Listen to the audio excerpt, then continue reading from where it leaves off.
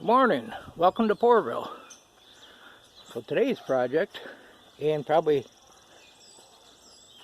a few projects, is got the starter off this beast.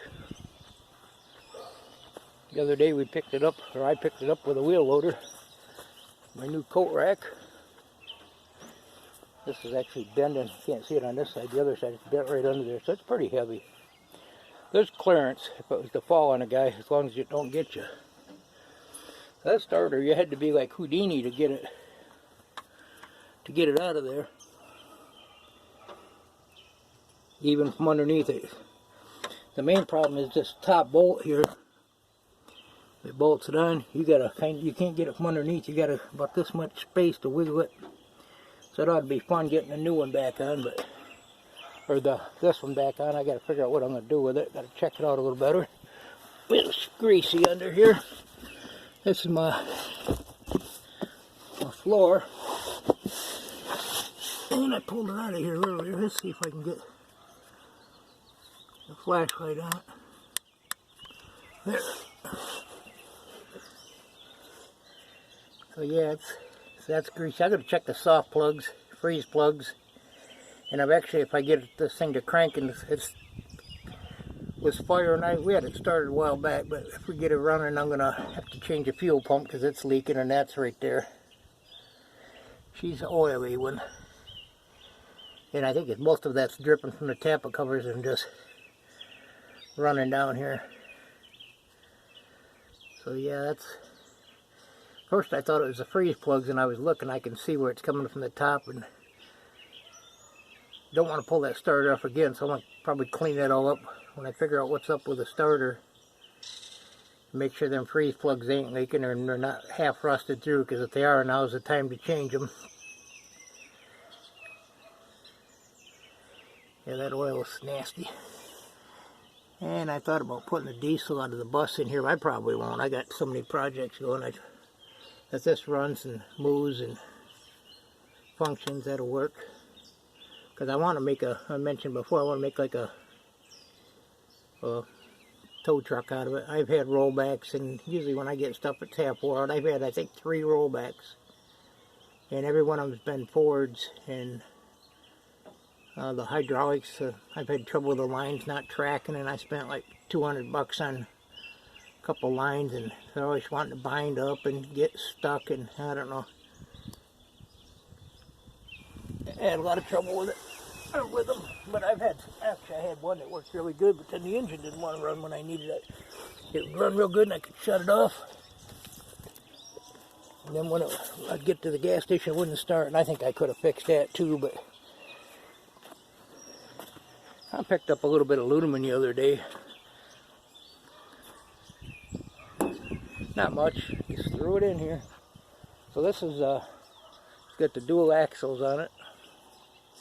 Got a double frame,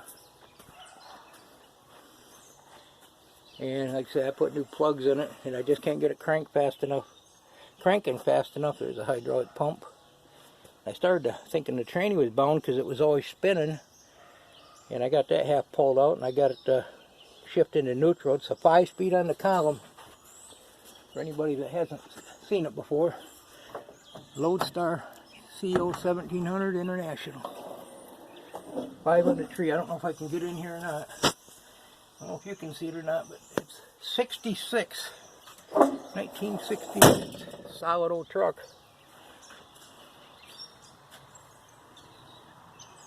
Cab over. So I'm going to come over here and do the starter. Show you what this is doing. Got my assistant Debbie. Hello everybody. This starter was dragging, or it sounded like it was dragging real bad. I just cranked it a minute ago and I thought, well, I'll do a video of it. But it's normally you can turn these at least a little bit, and it's turning really hard. Let's crank it and see what it does. It's got a draw bad draw. And you can see, Debbie, can you put that right on that end there? You can see that shaft going like this, I just noticed. Oh yeah, look at that. That's terrible. Yep. That armature's probably bent or something.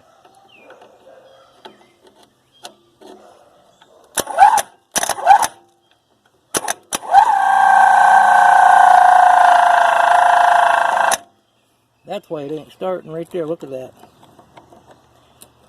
That's not good. We were hoping it was something like that instead of being a motor seized up. The motor had set for 10 years and I put oil on it. Yep, that's not good. So the bushing is out.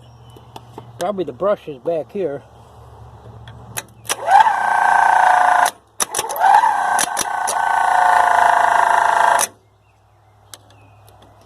I kind of suspected.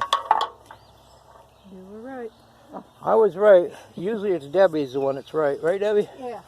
That's what she told me. Yeah, so that's a good thing. Oh yeah, look at right here. Look at right here in the end. Let's see. Yeah, you can see it right there. So that's why that thing ain't running. I'm just trying to get this stuff finished up. I actually put this one on hold. Actually, I didn't put this one on hold. Well, I did, but I put this on hold when I was working on the wheel loader. Getting that together, I figured I could move this bigger stuff around and all that good stuff. So I don't know. I imagine a guy could pull that apart and see what the brushes look like and clean it all up and put a bushing in there. But sometimes this older stuff, the prices are pretty good. They're fairly reasonable just to buy one that's all done up.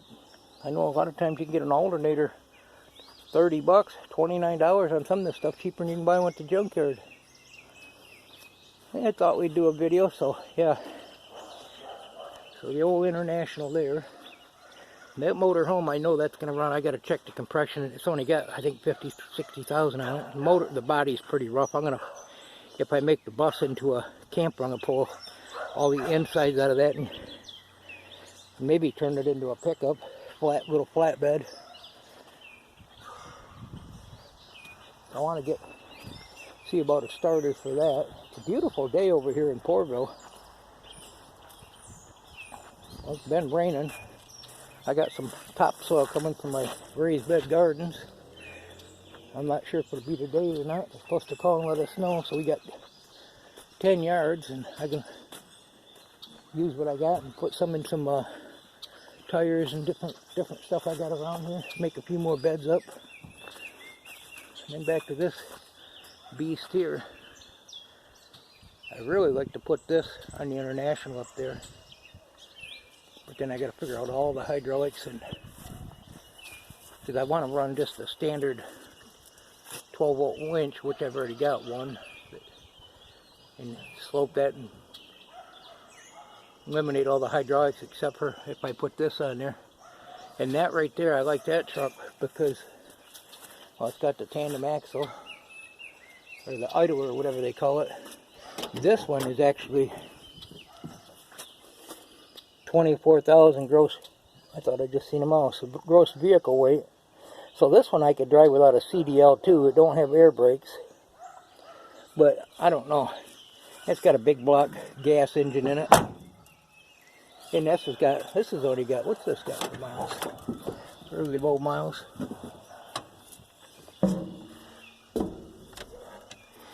It's fogged up. It's like 79,000, I think it is.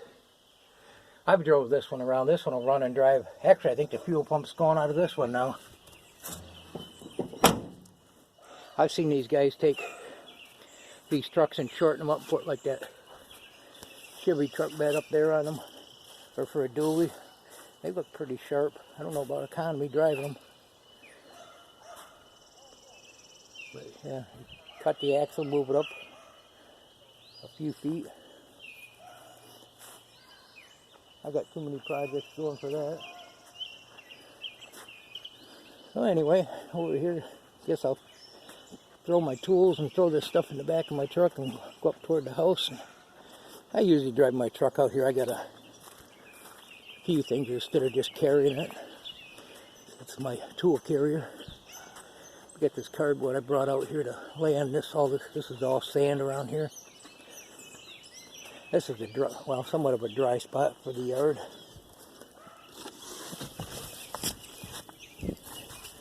Yeah, this is a pretty greasy motor. That frame sure is solid for a 66.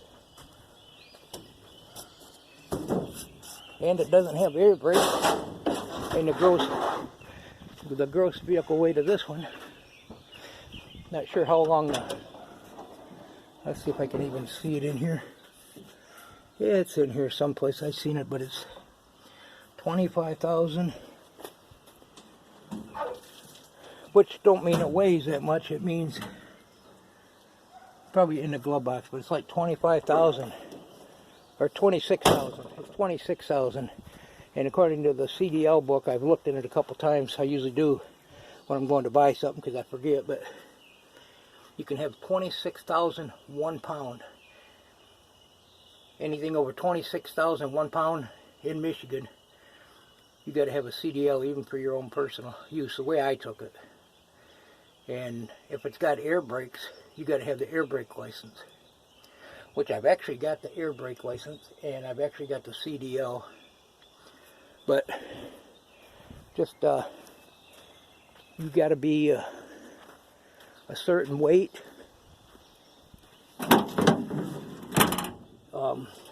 for your height. And the crazy thing about it, I lost some weight and I went in there and I passed it and everything. I think you had to be 220 for my height, and I went in there and I passed it and everything. It was good for a year. But if I didn't lose, even if you're 5 pounds over what their standards are, they say you got sleep apnea, or you might have sleep apnea, like you're going to fall asleep. And I'm going to dry this out, and I'm on the road every now and then, but I'm going to drive this thing maybe 50, 60 miles and then come home. I'm not no long haul trucker, so it's just ridiculous. And then they wanted me hooked to a sleep apnea machine, and they said, you have any trouble sleeping? And I go to bed and I sleep 10 minutes after I'm in bed, 90% of the time. Got that old greasy thing in there. So that's why I don't really drive that big truck over there anymore. They want to monitor you. Big government wants to monitor you, make sure you're on the machine, and it's just ridiculous. And it's going to get worse. Anyway, the junk and pool over here in Portville. But thought I'd do a video mainly on the International. See if I can get that thing running and put the drive shaft on and see if I can get it shifting.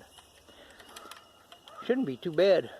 I'll get this starter maybe tore apart. I usually tear them apart before I go buying a new one, because I can put brushes in it. It's just that the armature ain't burn up or something. This is actually the bucket to the wheel loader. The fork's just sliding the bottom of here. There's a chain that busted there, it looks like. There's chains on it, and I don't know if these are going to be still long enough or not.